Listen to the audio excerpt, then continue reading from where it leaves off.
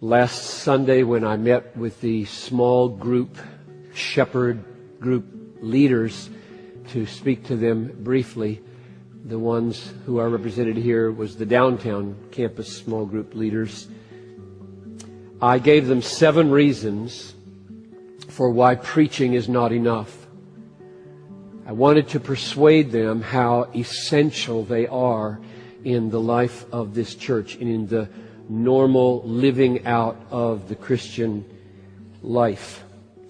Peter said that we are to serve one another as good stewards of God's varied grace. So the body of Christ is to serve each other as stewarding grace. Grace comes from God, and then we steward it, we manage it. It is given, and then we manage it. That's the definition of spiritual gifts. A spiritual gift is a way of stewarding grace, taking it from vertical and making it horizontal. And we believe that happens significantly and importantly and normally in settings of small groups. So I gave them 7 reasons why preaching is not enough. I believe in what I do. I have given my life to it. And I know that it is not enough. And here are the 7 reasons. Number 1, the impulse to avoid painful growth by disappearing safely into a crowd in corporate worship is very strong. Number 2, the tendency toward passivity in listening to a sermon is part of our human weakness.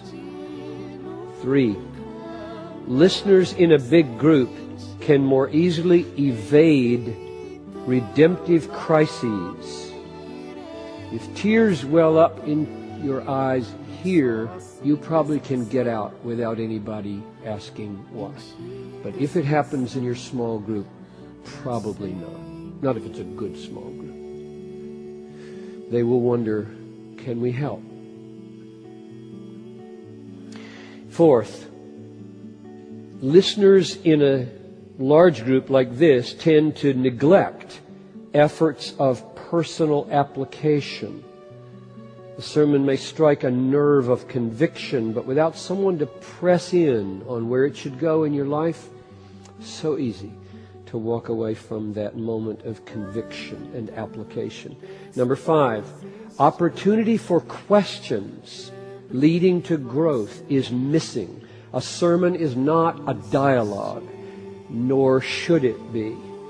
However, asking questions is a key to understanding, and if there is no place for it in your life to grow with clarification and application, you cut yourself off from great growth. Number 6, accountability for follow-through on good resolves is missing. If someone knows what you intend to do in response to a truth, then you will be more likely to do it. And number 7, prayer support for a specific need, conviction, resolve goes wanting. I mean, a few people come up to pray after a service, but we can't handle 1,000 at the end of a service, and yet small groups can handle 1,000. In fact, they can handle it way better than I can here at the end of a service.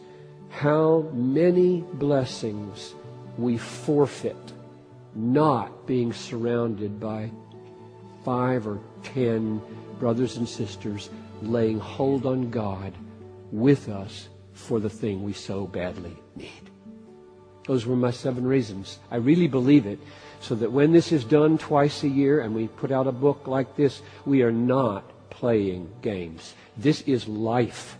This is life. If you only know corporate worship in your Christian living and not any kind of smaller togetherness of give and take and query and accountability and love and support and being there and praying, then you are cutting the Christian life in half.